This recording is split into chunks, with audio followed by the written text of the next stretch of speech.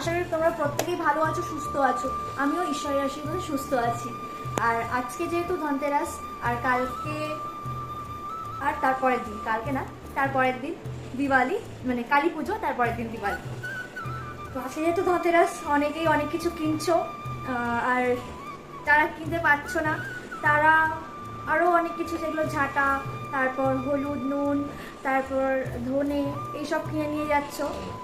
সবাই যাতে ভালো থাকুক এটাই চাই।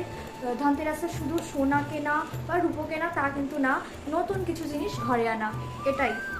তো নতুন জিনিসের সাথে সুখ সমৃদ্ধিও যাতে ভরে থাকে সবার বাড়িতে, আর সবাই যাতে সুস্থ থাকে এটাই কামনা করি ঈশ্বরের কাছে।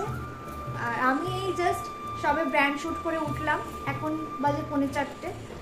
তো আবার একটু বেরোনোর আছে, ভাঙড়ের দিকে যাব। তো ভাবলাম যে সরি তুতলে যাচ্ছি মাঝে মাঝে, তো ভাবলাম যে একটু তোমাদের সাথে একটু কথাই বলি, ভিডিওই করি, তাই জন্যই আসা।